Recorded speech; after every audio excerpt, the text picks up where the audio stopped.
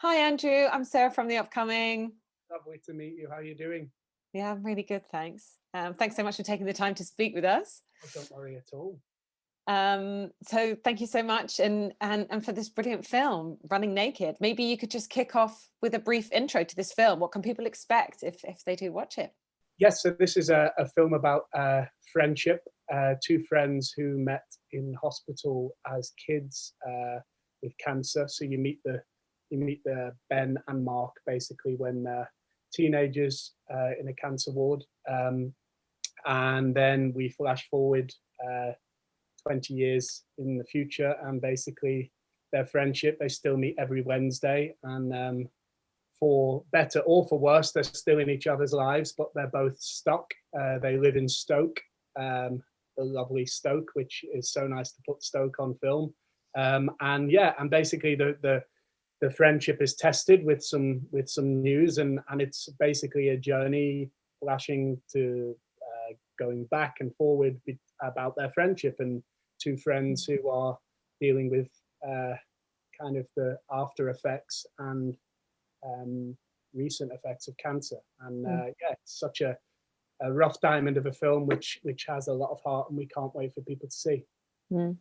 And it does deal with cancer and the impact it has on individuals and on the people around them, but it does it with a lot of levity, and especially your character of Ben.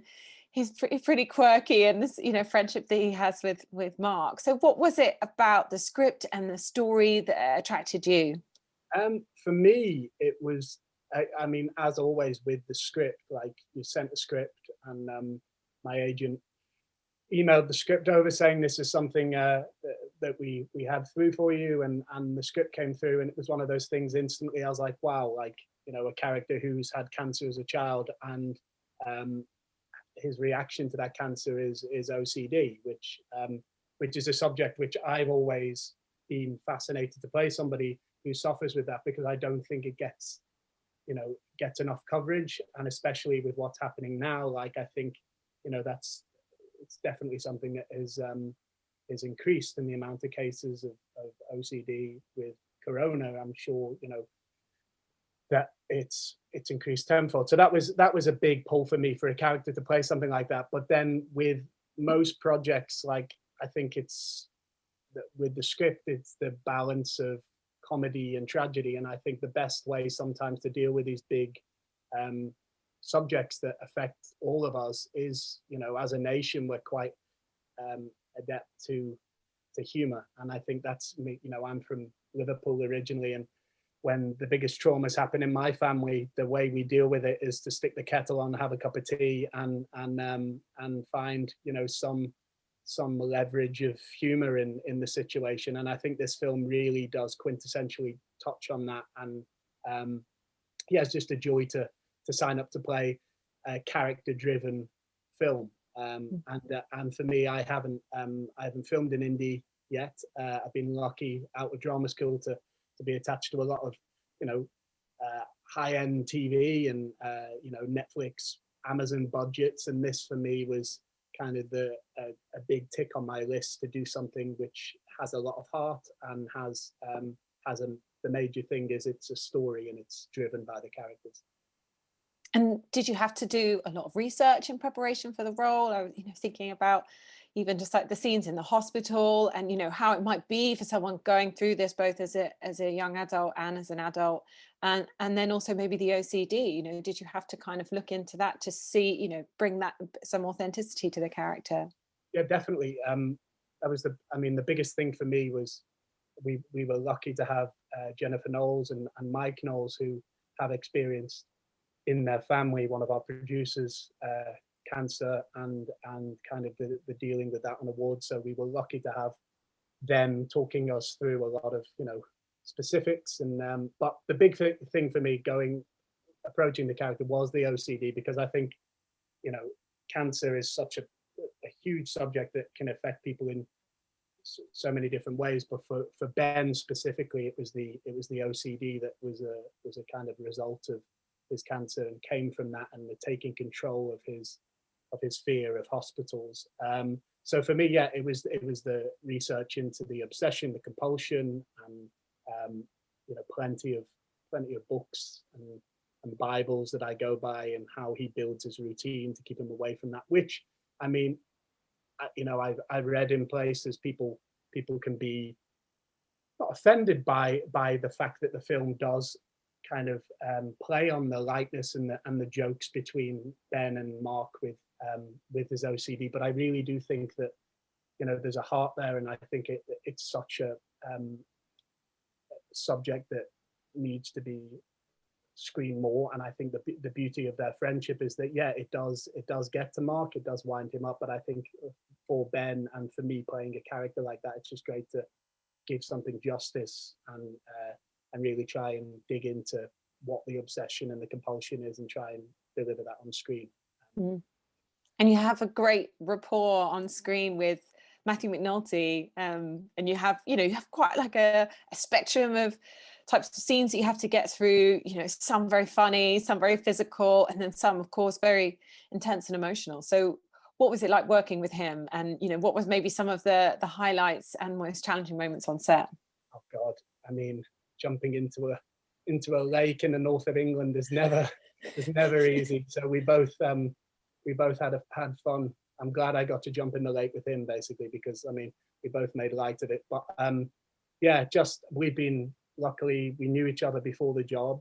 You know, we'd had many a train journey to the north of England together, and we've worked on one or two projects with each other. And since then, since the film actually, and especially during Corona, we haven't been off the phone to each other. So it's been, yeah, it's really, really special film to make an actual friend from it. And I can't imagine like doing a film or playing anybody else playing Mark, basically. So yeah, he's a fantastic actor to work with. And the nice thing about this film is it really does rely on friendship, and as we all know, we all have those friends. You know, I always say my phone book is like a kind of menu, and I like on a specific day I fancy nachos or a steak, so I call, you know, my mate Ross from home, who winds me up, but I know he is there for one purpose, or, you know, I call somebody else for a different purpose. And this film for me really epitomizes that friendship for me, because I think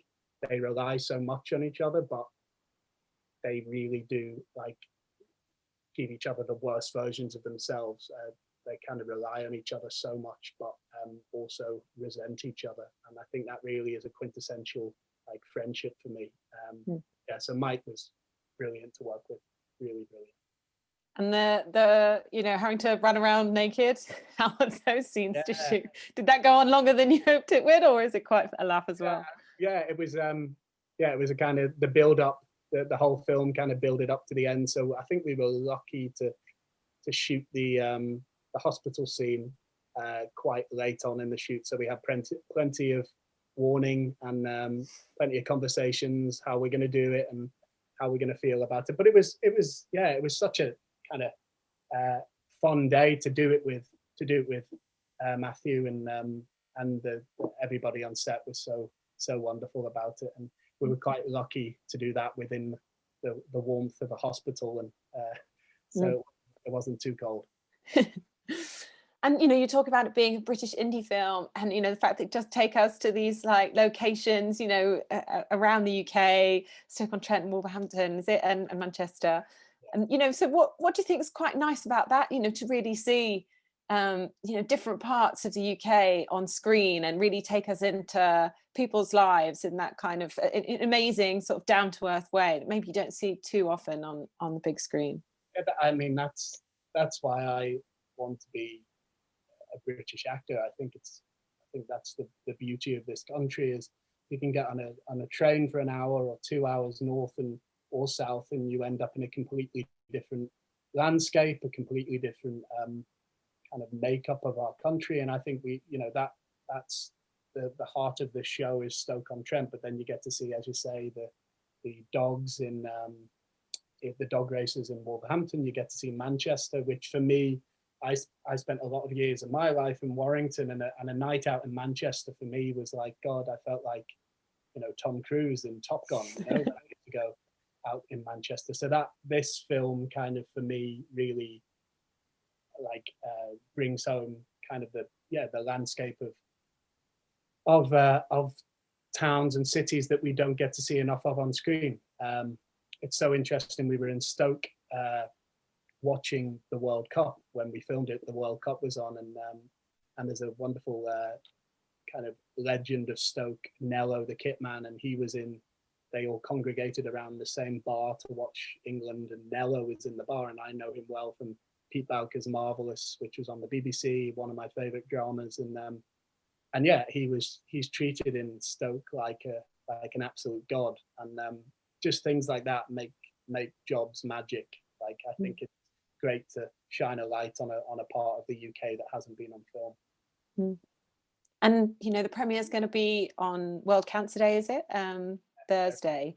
So what do you hope the impact of this film will be, coinciding with that day, in the fact that it is tackling such an important issue, but it is doing it in this slightly non-conventional way, not making it perhaps, the main topic in some respects. Like you say, it's very much about friendship as much as it is about how people tackle this disease. So, what do you hope the impact will be of the film?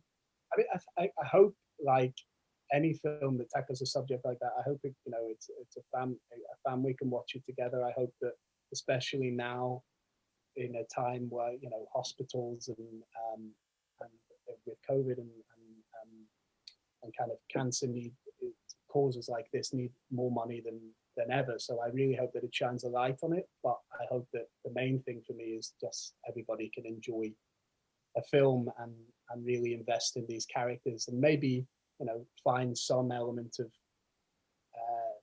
entertainment or humor from it, and it help a family discuss big subjects or bring stuff up that is beneath the surface. But the main thing for me is just the entertainment. I think right now the cinema's closed. Everybody needs a film to watch, and I really hope that people get to sit down and have whatever drink of choice and popcorn of choice and just watch a film in their living room, which I think is quite a special thing for the producers and our film to be doing.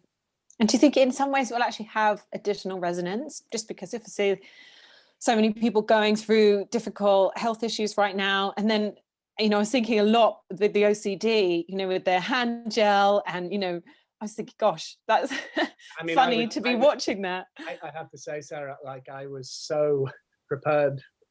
I didn't know, but I was so ready for COVID, in the sense that I had so many hand gels left over from the film, which I can't believe. It just feels like a completely, myself and Matthew were talking, actually, a completely different world to when we filmed this.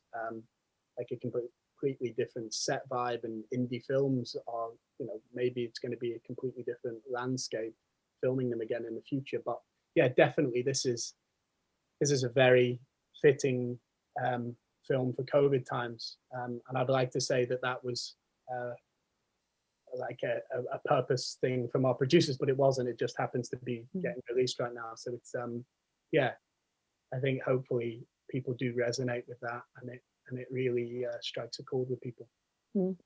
And just quickly, finally, do you know what you're going to be working on next? I hope this get us into our kilter with COVID. Carnival Row, season 2 of that.